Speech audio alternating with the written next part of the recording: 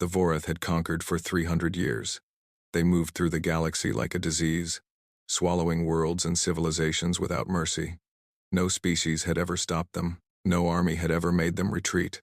They were perfect conquerors, and they knew it. Supreme Commander Kethraxis stood on the bridge of his flagship, the Devourer of Suns. He was tall, even for a Vorath. His body was covered in black armor that grew from his own flesh. 6 eyes watched the stars through the massive viewing window. 4 arms rested at his sides, each one ending in claws that could tear through metal. Around him, 400 warships moved in perfect formation. Each ship was alive, grown from biological matter that could heal itself and adapt to any weapon. The Vorath did not build their ships, they grew them. Like a farmer grows crops, but these crops were designed for one purpose: destruction. Supreme Commander, said one of his officers, we are approaching the target system. Kethraxis made a low clicking sound. It was the Vorath way of showing satisfaction. Tell me about this world. The officer brought up images on the central display. A small blue planet appeared, covered in water and green land. Clouds swirled across its surface. It looked peaceful. It looked weak. The planet is called Earth by its inhabitants, the officer said. They call themselves humans. Our scouts detected radio signals and primitive satellites. They have not yet traveled beyond their own moon. Their technology level is approximately Type 07. Kethraxis laughed. The sound was harsh and sharp like stones grinding together. Type 07. They are barely more than animals. How long will subjugation take, based on our standard models? No more than 6 hours. They have no shields, no energy weapons, no faster-than-light capability. They are completely defenseless. The Supreme Commander looked at the blue world growing larger in the display. He had seen so many worlds fall. The crystalline beings of Seldari Prime had built beautiful cities of living glass. The Vorath had shattered them in 4 hours. The Mindweavers of Olos could read thoughts and predict the future. It had not saved them.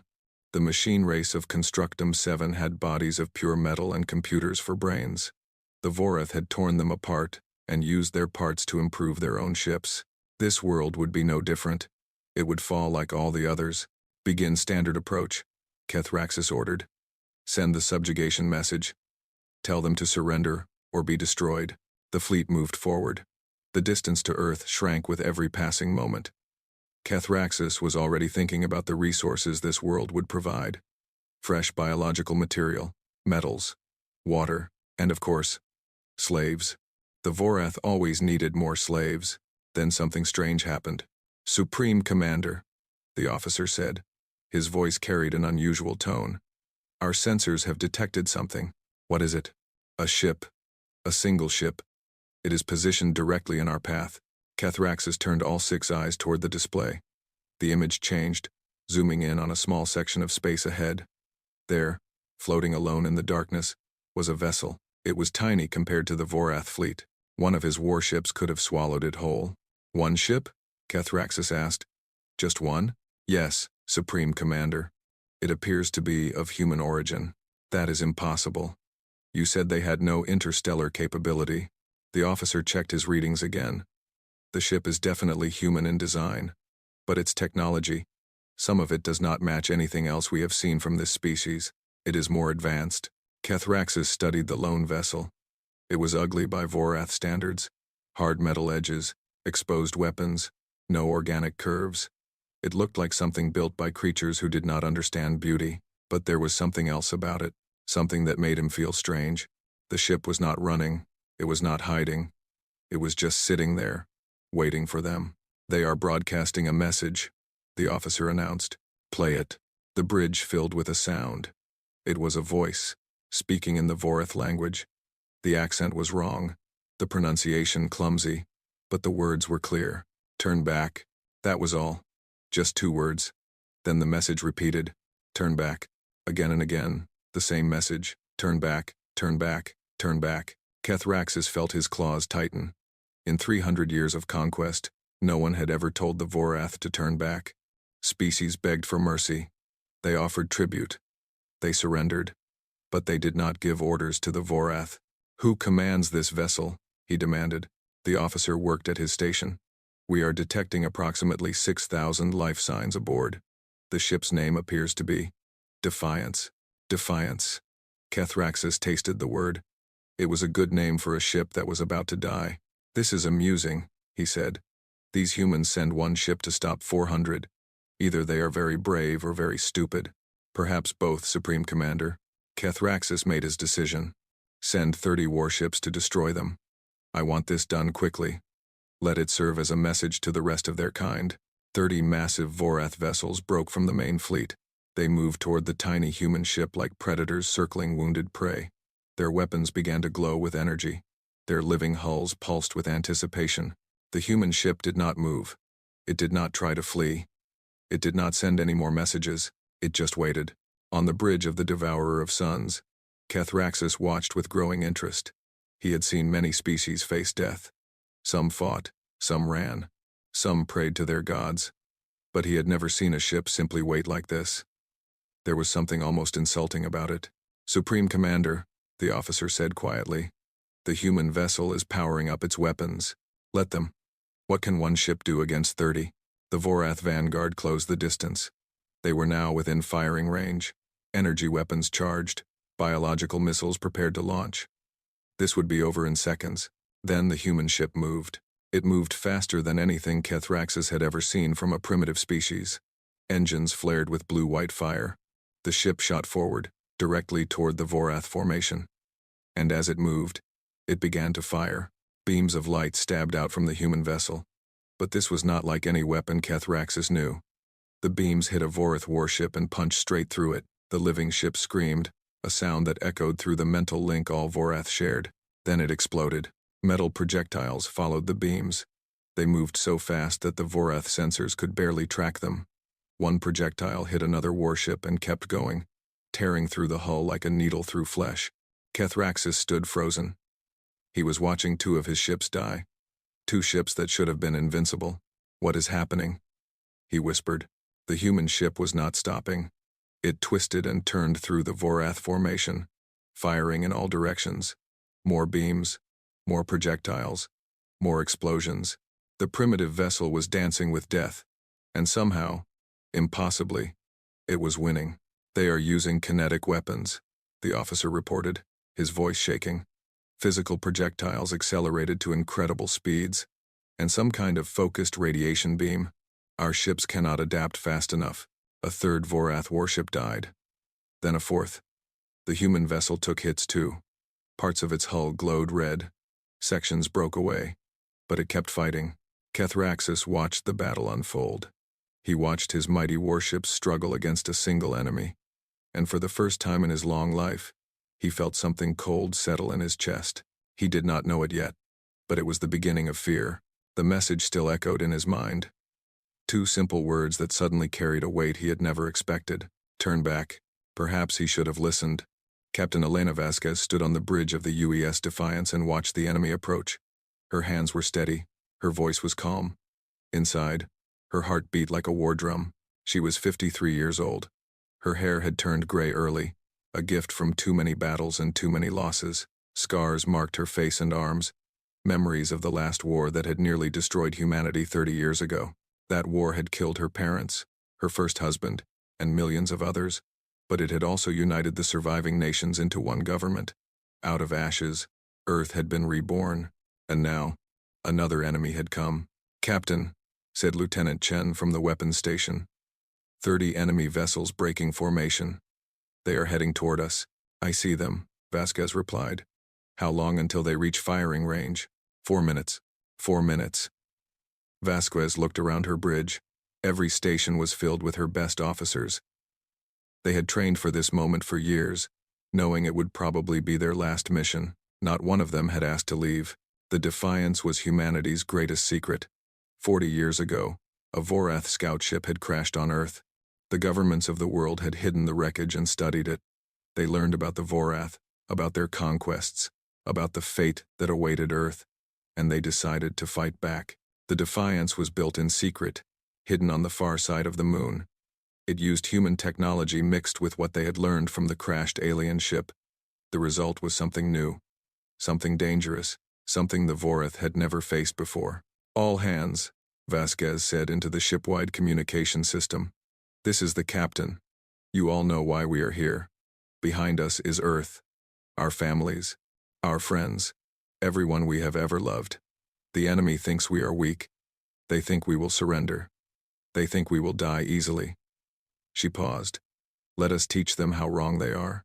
Across the ship, 6,000 crew members prepared for battle.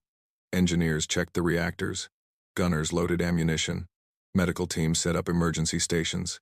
Pilots climbed into fighter craft. Everyone moved with purpose. Everyone knew what was at stake. "Captain," Chen said, "enemy ships are powering weapons. Raise shields. Charge all weapons. Helm. Prepare for attack pattern Omega." The young officer at the helm, a woman named Torres, gripped her controls. Omega confirmed. "Captain, on your order." Vasquez watched the enemy ships grow larger on the display. They were massive, organic-looking vessels that seemed to breathe and pulse like living things, beautiful in a terrible way, deadly beyond measure. "Now," she said. The Defiance leaped forward. The ship's engines burned with blue-white fire, pushing the vessel to speeds that should have been impossible. The crew felt the force of acceleration press them into their seats, but the ship held together. Human engineering was rough and ugly, but it was strong. "Weapons free," Vasquez ordered. The Defiance opened fire. X-ray lasers stabbed out from the ship's hull. These were not ordinary lasers. They were powered by nuclear explosions, focused into beams of pure destruction. Each beam carried enough energy to melt through almost anything. The first Voreth ship did not even have time to react. The beam hit it dead center and burned straight through. The living vessel screamed, a sound that somehow traveled through the vacuum of space and into the minds of the Vorath. Then it died. Railguns fired next. These were simple weapons by some standards. They used magnetic fields to launch metal projectiles at incredible speeds. No explosives, no fancy technology, just pure kinetic force. A piece of metal moving fast enough could destroy anything. A second Vorath ship exploded as a railgun round tore through its hull. The enemy began to return fire. Energy beams and biological missiles raced toward the Defiance. Some hit. The ship shook and groaned.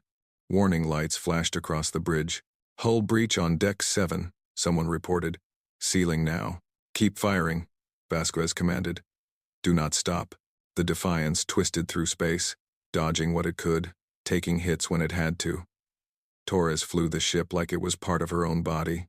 Left, right, up, down. She used every trick she knew to keep them alive. More Voreth ships died. 5, 8, 10. The human vessel was cutting through them like a knife through paper. But there were too many enemies. And they were learning. A massive hit struck the Defiance. The entire ship lurched sideways. Vasquez was thrown from her chair. She hit the floor hard, feeling something crack in her chest. Pain exploded through her body, but she forced herself back to her feet. "Damage report. We have lost engines 3 and 4. Weapon systems at 60%, shields failing." Another hit, more alarms. The bridge was filling with smoke. 12 enemy ships remaining, Chen shouted over the noise. "No, 11. Another one just went down." Vasquez smiled despite the pain. 11 enemies killed by one ship. Not bad for a primitive species, but she knew it was not enough. The Defiance was dying. She could feel it in the way the ship moved, in the sound of the hull groaning under stress. They had minutes left, maybe less. "Captain," Chen said quietly, "main weapons are offline." Vasquez nodded. She had known this moment would come. She pressed a button on her chair, opening a channel to Earth. "This is Captain Elena Vasquez of the UES Defiance to Earth Command. We have engaged the enemy. We have destroyed 18 of their warships. I am transmitting all tactical data, including enemy positions, weapon frequencies, and fleet composition. They can be hurt. They can be killed. Do not let our sacrifice be meaningless." She paused, looking around at her crew. They were bloody, wounded, exhausted. But not one of them had given up. "Make them remember us," she finished. The transmission ended. The data streamed toward Earth at the speed of light. "Captain," Torres said from the helm, "enemies are pulling back. I think they want to board us." Vasquez laughed. It hurt her broken ribs, but she did not care. "Then let them come. All hands, prepare to repel boarders. Fight with everything you have." Guns, knives, fists, teeth. Show them what humans are made of. The enemy ships moved closer. Boarding tubes extended from their hulls, reaching toward the crippled Defiance like hungry fingers. Vasquez drew her sidearm. It was a simple projectile weapon, the kind humans had used for centuries. Nothing special. But in her hands, it felt like the most powerful weapon in the universe. The first Vorath soldiers cut through the hull and entered the ship. They were tall, armored, terrifying. Their claws dripped with poison. Their eyes glowed with hunger, and they found humans waiting for them. The corridors of the Defiance became a battlefield. Crew members fought with whatever they had. Guns blazed. Explosions echoed through the halls. A wounded engineer grabbed a Vorath soldier and pulled the pin on a grenade, taking them both into death. The Vorath had conquered hundreds of worlds. They had faced countless species, but they had never faced anything like this.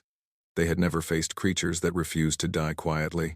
Vasquez fought her way toward the bridge's emergency controls. Blood ran down her face.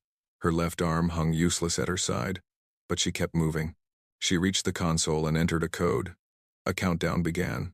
"All remaining crew," she said into the communicator. "Get to the escape pods. Now." That is an order. She knew most of them would not make it, but some might. Some might survive to tell the story. The countdown reached 0. The Defiance's reactor went critical. The ship that had fought so bravely against impossible odds gave one final gift to its enemies. Energy beyond measure erupted from its core. The explosion was visible from Earth. A new star, burning bright for just a moment before fading away. 3 Vorath ships died with the Defiance, caught in the blast. And in that light, 18,000 Vorath soldiers died, along with 6,000 humans who had refused to surrender. Supreme Commander Kethraxis watched from his flagship as the light faded. Where the battle had been, there was now only debris and silence. He had won. The human ship was destroyed, but somehow, it did not feel like victory. Supreme Commander Kethraxis stood in the analysis chamber of his flagship, surrounded by data screens and holographic displays. Around him, his science officers worked in silence. The mood was strange. This should have been a time of celebration. Instead, there was something heavy in the air. 21 ships. The humans had destroyed 21 Vorath warships with a single vessel. Kethraxis had ordered his officers to collect every piece of information about the enemy. Who were these humans? How had they built such a weapon? Why had they chosen to fight when surrender would have saved their lives? "Show me what we recovered," he commanded. The main display flickered to life. Images appeared, taken from the wreckage of the human ship and from the databanks of destroyed Vorath vessels. The science officer began to speak. The human ship was constructed using a combination of their own technology and components from a Vorath scout vessel that crashed on their planet approximately 40 of their years ago. A crashed scout? Kethraxis felt anger rise in his chest. Why was this not reported? The scout was from an exploration mission that disappeared long before your time, Supreme Commander. The humans apparently kept its existence secret from the rest of their species while they studied it. Kethraxis processed this information. The humans had found Vorath technology and used it against them. That showed intelligence. Dangerous intelligence. Continue. The weapons they used were surprisingly simple. Kinetic projectiles accelerated by magnetic fields, focused radiation beams, explosive devices. Nothing we have not seen before. But the combination was effective. The Supreme Commander did not need to be told that. He had watched his ships die. What about the crew? Did we learn anything from the boarding action? The science officer hesitated. This was unusual. Vorath officers did not hesitate. Yes, Supreme Commander. We have recovered memory data from the soldiers who entered the human ship before its destruction. Show me. The display changed. Now Kethraxis was watching recorded memories from his own soldiers. The images were chaotic, filled with smoke and fire and screaming. He saw Vorath warriors entering the human vessel through boarding tubes. They were confident. They had done this hundreds of times before. Boarding actions were simple. Kill the defenders, capture the survivors, take the ship. But this was different. A human female appeared in the corridor ahead. She was small compared to the Vorath soldiers. Her arm was bleeding. Her face was covered in ash. In her hands, she held a simple projectile weapon. She should have run. She should have surrendered. Instead, she raised her weapon and fired. The first Vorath soldier fell, a hole in his throat. The others charged forward. The human kept firing, hitting 2 more before they reached her. Then claws tore into her body, but even as she died, she was still fighting. Her teeth found Vorath flesh. Her remaining hand clawed at eyes and joints. She did not stop until her body gave out completely. Kethraxis watched in silence. He had seen many species fight, but he had never seen anything fight like this. The memories continued. A human male with both legs crushed beneath fallen metal, still shooting at enemies until his ammunition ran out. A group of humans barricading themselves in a small room and detonating explosives when the Vorath broke through. An elderly human, clearly not a soldier, attacking Vorath warriors with nothing but a metal tool. Enough, Kethraxis said quietly. I have seen enough. The display went dark. The Supreme Commander stood in silence for a long moment. Tell me about their history, he said finally. What kind of species are these humans? The science officer brought up new information. We intercepted their communication signals and decoded their historical records. Their story is unusual. Images of Earth appeared. Beautiful oceans, green forests, snow-capped mountains. It looked like a paradise. The humans have existed as a species for approximately 200,000 of their years. For most of that time, they were primitive hunters and gatherers. Then, about 10,000 years ago, they began to build civilizations. That is normal, Kethraxis said. Many species follow this pattern. Yes, Supreme Commander, but what followed was not normal. The images changed. Now Kethraxis saw war. Not war against aliens or outside threats. War against themselves. Humans fighting humans. Cities burning. Bodies stacked like firewood. Weapons of every kind, from simple blades to explosive devices to poison gases. In their recorded history alone, humans have fought over 15,000 wars against each other. They have killed hundreds of millions of their own kind. They have developed weapons capable of destroying their entire planet and come close to using them multiple times. Kethraxis stared at the images. The Vorath conquered other species. That was natural. The strong dominated the weak. But the Vorath did not fight among themselves. The very idea was strange. Why? He asked. Why would they destroy their own kind? Their reasons are many. Territory, resources, religion, political ideology, sometimes just hatred. They seem to enjoy conflict, Supreme Commander. It is part of their nature. The images continued. Disease sweeping across continents, killing millions. Natural disasters destroying cities. Environmental damage threatening their entire planet. And through it all, humans kept going. They rebuilt, they recovered, they survived. 30 of their years ago, the science officer continued. They fought what they call the last war. It was the most destructive conflict in their history. Nearly 2 billion humans died. Their civilization almost collapsed.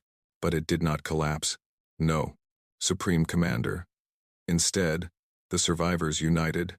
They formed a single government. They began working together instead of against each other, and they started building the ship that destroyed 21 of our vessels. Kethraxis understood now. He understood what made humans different.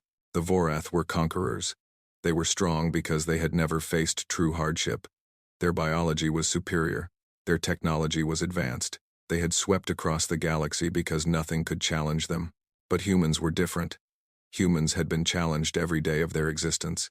They had fought each other, fought nature, fought disease, fought extinction, and they had won. Every single time. They were not strong despite their struggles. They were strong because of them. There is one more thing, Supreme Commander, the science officer said carefully. We recovered the final transmission from the human ship's captain. Play it. A human voice filled the chamber. Female. Calm despite obvious pain. This is Captain Elena Vasquez, of the UES Defiance to Earth Command. We have engaged the enemy. We have destroyed 18 of their warships. I am transmitting all tactical data, including enemy positions, weapon frequencies, and fleet composition. They can be hurt. They can be killed. Do not let our sacrifice be meaningless. Make them remember us. The message ended. Kethraxis stood perfectly still. The human captain had not begged for rescue. She had not asked for mercy. In her final moments, she had made sure her death would serve a purpose. She had given her people the information they needed to fight back. Supreme Commander, one of his officers asked quietly. "What are your orders?" Kethraxis did not answer immediately. He was thinking about what he had seen. A species that had spent 10,000 years learning how to kill. A species that had nearly destroyed itself and emerged stronger. A species that sent one ship against 400 and made that one ship count. The Vorath had conquered hundreds of worlds. They had never retreated. They had never shown weakness. But for the first time in 300 years, Kethraxis was not certain of victory. "Contact the High Council," he said finally. "Request reinforcements." The officers stared at him in shock. The Supreme Commander had never requested aid. He had never needed it.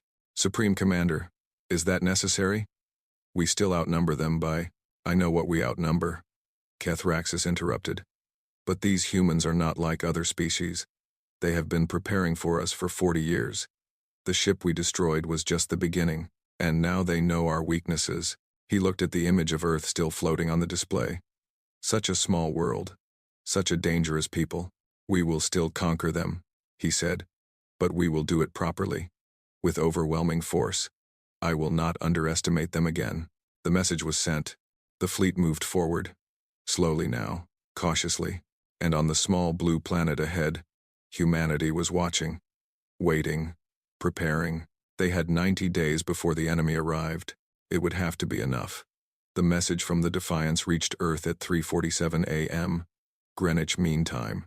Within an hour, every government official on the planet had been woken from sleep. Within 2 hours, the United Earth Coalition was in emergency session. Within 3 hours, the entire world knew they were not alone, and they were not safe. The public reaction was chaos at first. Panic swept through cities. Some people ran to churches. Others ran to stores, buying supplies for a disaster they did not understand. A few simply sat down and waited to die. But then something changed. General Marcus Stone stood before the Coalition Council. His uniform crisp, his voice steady. On the screen behind him played the final transmission from Captain Vasquez. Her face, bloody and determined. Her voice, calm in the face of death. "Make them remember us." Stone let those words hang in the air before he spoke. "Captain Vasquez and her crew gave us everything we need. Enemy positions, weapon frequencies, fleet composition. They showed us that the Vorath can be killed. 21 of their ships fell to a single human vessel.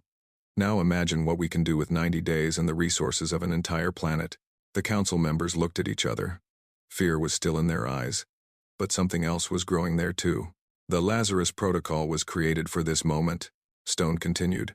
"We have shipyards on Luna, Mars, and in the asteroid belt. We have weapon designs based on 40 years of research. We have 7 billion people ready to fight. The question is not whether we can resist. The question is whether we choose to." Chancellor Wei, the leader of the coalition, rose from her seat. She was a small woman, old and gray, but her eyes burned with fire. "There is no question," she said. "We fight." The order went out across the world. The Lazarus Protocol was now active.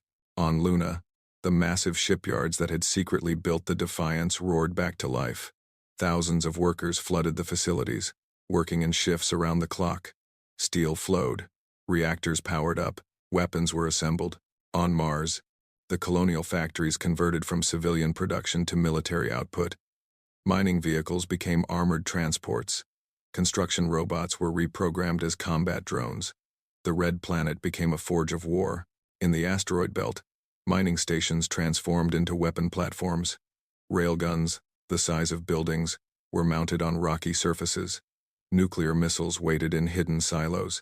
The cold darkness of space became a trap, and on Earth, the people rose. Maria Santos was a fighter pilot in the Coalition Air Force. She had lost her entire family in the last war, when a bomb destroyed her hometown. For 30 years, she had trained and waited, knowing that someday she would have to fight again. That day had come. She sat in the briefing room with hundreds of other pilots, watching footage of the Defiance's final battle. The Vorath ships were terrifying, organic nightmares that seemed to twist and pulse with alien life, but she also saw them die. She saw human weapons tear through their hulls. "They bleed," she said quietly to the pilot next to her. "That means they can be killed." Her companion, a young man named Jack Rivera, nodded. "My grandmother used to say that monsters are only scary until you learn how to fight them." "Smart woman," She survived 3 wars. She knew what she was talking about. Across the world, similar conversations happened. Factory workers, scientists, farmers, teachers, everyone found their role. Some built weapons, some grew food, some took care of children so their parents could work. Everyone contributed. Dr. Yuki Tanaka was one of the engineers who had designed the Defiance's weapons. She was 62 years old, tired, and had been planning to retire. Now she worked 18 hours a day, leading a team that was creating new and better ways to kill Vorath. The X-ray lasers worked well, she told her team, pointing at design documents. But we can make them stronger, and these railguns need to fire faster. Every second counts in battle. One of her younger engineers raised a hand. Doctor, how do we test these designs? We do not have time for proper trials. Tanaka smiled grimly. The battlefield will be our test. Make them as good as you can. Our pilots will do the rest. In the coalition capital, Chancellor Wei addressed the world. Her image appeared on every screen, every device, every public display. 90 days, she said. That is how long we have before the enemy arrives. Some say it is not enough time. Some say we should surrender and hope for mercy. She paused, letting the silence stretch. But I have seen the reports from the Defiance. There is no mercy in these creatures. They have conquered hundreds of worlds. They do not take prisoners. They do not negotiate. They consume. She leaned forward, her voice dropping to something between a whisper and a growl. We have spent 10,000 years fighting each other. We have survived wars, plagues, famines, and disasters that should have destroyed us. We clawed our way up from nothing, again and again. And now, for the first time in our history, we face an enemy that is not ourselves, an enemy that wants to end everything we have built. Her eyes seemed to look directly at every person watching. So let them come. Let them see what humanity can do when we stop fighting each other and start fighting together. Let them learn why every challenge we have faced has only made us stronger. Let them understand that this small blue world is not a gift to be taken. It is our home, and we will defend it with everything we have. The speech ended. For a moment, there was silence around the world. Then the work resumed, faster and more determined than before. In a small apartment in what used to be called Brazil, a little girl named Sophia watched the construction drones flying overhead through her window. Her mother sat beside her, holding her close. "Mama," Sophia asked, "will the monsters get us?" Her mother looked at the drones, at the weapons being mounted on rooftops, at the soldiers marching through the streets. She thought about the Defiance and its crew. She thought about Captain Vasquez. "No, baby," she said. "Because we are the monsters now." The days passed. 50 days, 40, 30, 20. The work never stopped. New ships rose from the dockyards. They were not as elegant as the Vorath vessels. They were ugly, angular, covered in weapons and armor. But they were strong, and they were many. 12 capital ships, 50 destroyers, 200 fighters, thousands of drones and weapon platforms. In 90 days, humanity had built an entire fleet. On the final day before the enemy arrived, General Stone stood in the command center and watched the fleet assemble. In orbit around Earth, around the Moon, around Mars, human vessels took their positions. At the head of the formation floated the largest ship humanity had ever built. It was twice the size of the Defiance, bristling with weapons, armored like a fortress. Its name was painted on the hull in letters that could be seen from space. UES Vasquez. Other ships bore other names. The Chen, the Torres, the Rivera. Every officer who had died on the Defiance was remembered. "Sir," an aide said, approaching Stone, "long-range sensors are detecting the Vorath fleet. They are entering the outer solar system." Stone nodded. He looked at the display showing Earth, blue and beautiful and fragile. "How many enemy ships?" "Over 600, sir. They brought reinforcements. 600 ships against humanity's fleet. The odds were terrible, but they were better than one ship against 400. "Signal the fleet," Stone ordered. "All hands to battle stations. Today we show them who we are." Across the solar system, weapons powered up, engines burned. 6 million human beings prepared to fight for their world. The Vorath were coming, but this time, humanity was ready. The Vorath fleet entered the solar system like a swarm of locusts. 600 warships, each one a living nightmare of organic armor and deadly weapons. At their head flew the Devourer of Suns, the flagship of Supreme Commander Kethraxis. He stood on his bridge and watched the approaching battlefield with all 6 eyes. Behind him, his officers worked in nervous silence. The mood was different from their usual conquests. There was tension in the air, uncertainty. "Report," Kethraxis commanded. "Supreme Commander, we are detecting significant human activity throughout the system. Weapon platforms in the asteroid belt, defense stations around the 4th planet, and a fleet formation near the 3rd planet. How large is their fleet?" The officer hesitated. "Approximately 300 vessels, Supreme Commander, including 12 capital ships." Kethraxis felt his claws tighten. 90 days. The humans had built 300 ships in 90 days. It should have been impossible. "They are insects," he reminded himself and his crew. "We still outnumber them 2 to 1. We will crush them as we have crushed all others." But even as he spoke, he remembered the defiance. 1 ship, 21 Vorath dead. "Advance," he ordered. "All vessels attack formation." The swarm moved forward. On the bridge of the UES Vasquez, Captain Maria Santos watched the enemy approach. She sat in the same chair Elena Vasquez had once occupied, though on a different ship. That connection felt important. "All ships reporting ready," her first officer announced. "Fleet is in position." Santos nodded. She looked at the tactical display showing the human formation. Destroyers formed the outer ring. Capital ships held the center. Fighters waited in launch bays. And scattered throughout the solar system, hidden in asteroids and behind moons, thousands of weapon platforms prepared to fire. "Signal to all ships," Santos said. "Today we fight for everyone we love. Today we show the universe what humanity can do. Make them remember us." The words echoed through the fleet. Vasquez's words, carried forward by a new captain. The Vorath reached the asteroid belt first. This was supposed to be empty space, a field of rocks and dust. Instead, it was a killing ground. Railgun platforms hidden in asteroids opened fire. The magnetic weapons launched projectiles at incredible speeds, turning simple metal into devastating missiles. The first wave of Vorath ships flew straight into the trap. Explosions lit up the darkness. Vorath vessels screamed as kinetic rounds tore through their hulls. The living ships tried to adapt, tried to heal, but the damage came too fast. 20 ships died in the first minute. Kethraxis watched in horror. Evasive maneuvers. "All ships, evasive."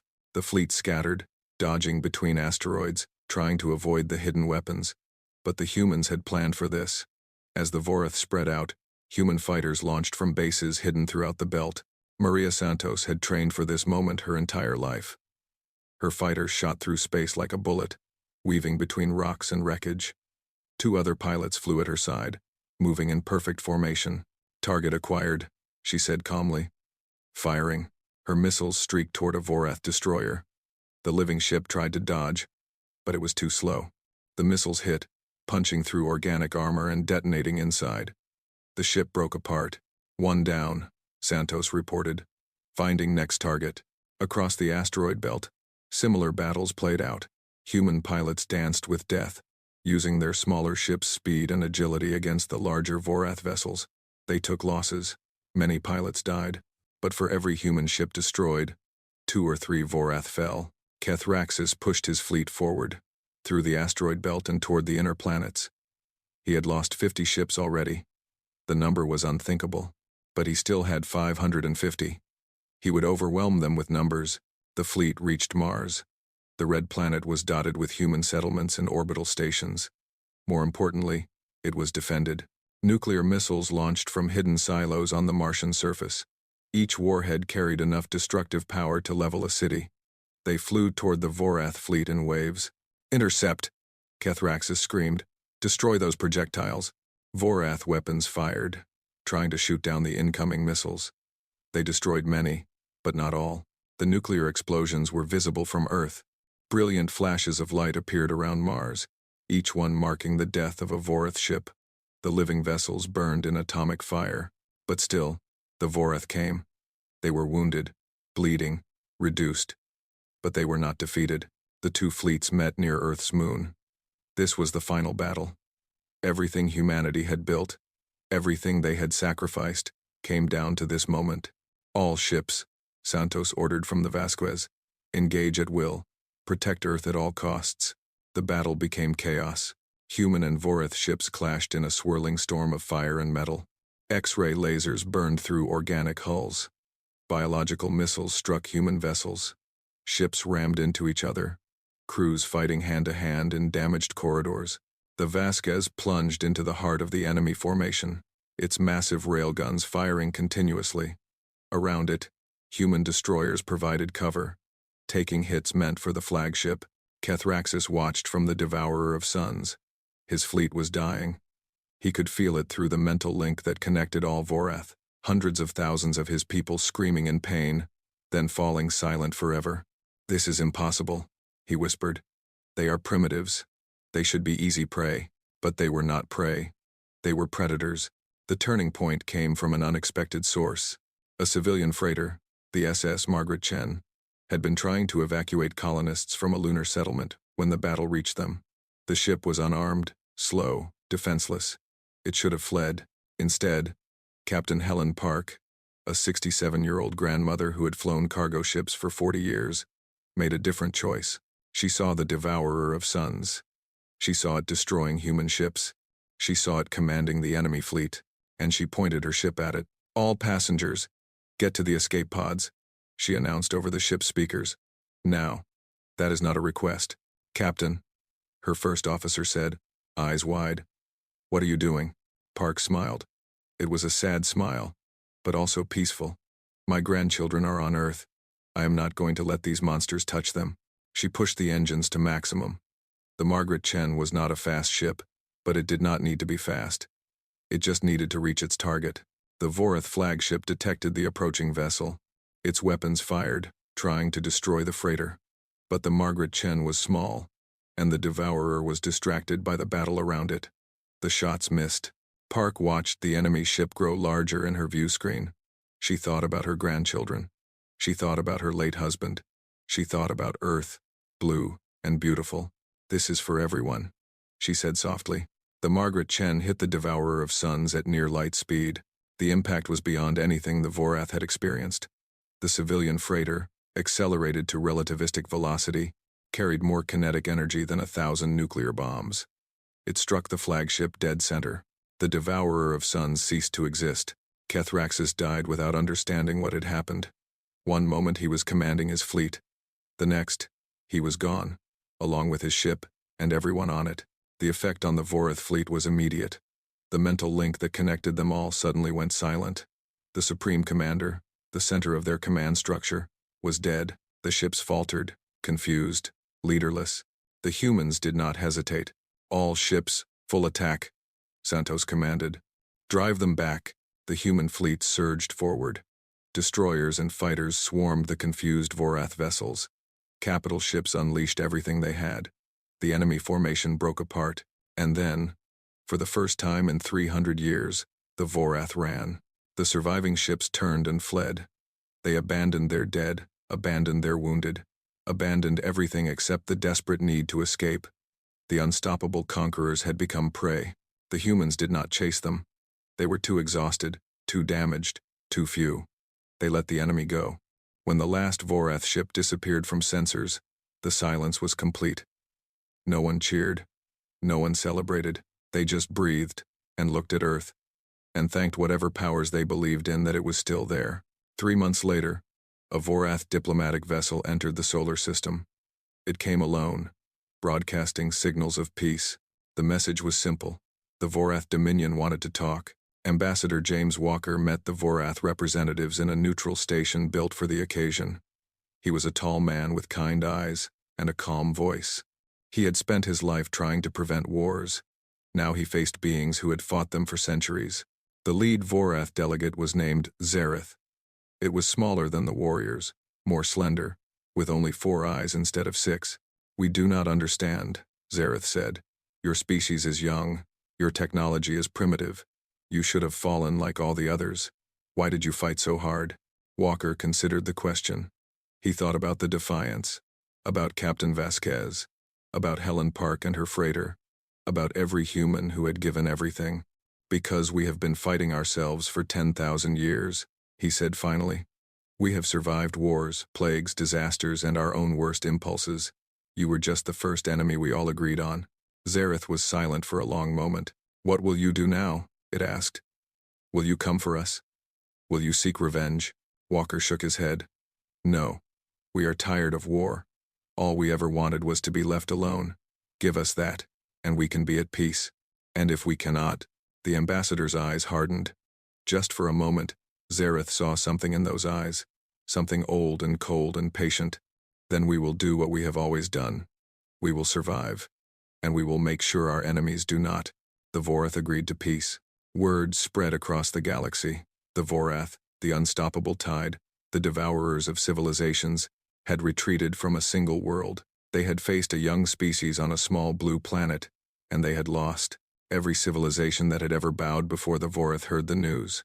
Every species that had surrendered, every world that had been conquered, looked toward the stars and wondered, what were these humans? The answer came from 1,000 different sources. Recorded transmissions, intercepted signals, stories passed from ship to ship. Humans were small and fragile. They lived short lives. They had no natural weapons, no armor, no psychic powers, but they refused to give up. They fought when there was no hope. They sacrificed themselves for each other. They had spent their entire history learning how to survive against impossible odds. The galaxy had a new word for them. In the Vorath language, it translated roughly as, those who will not die. But the humans had their own word. A simple word that had carried them through millennia of struggle. Survivors. And somewhere, in the endless dark between stars, other civilizations began to whisper. Maybe the Vorath could be stopped. Maybe freedom was possible. Maybe hope had a name, and that name was human.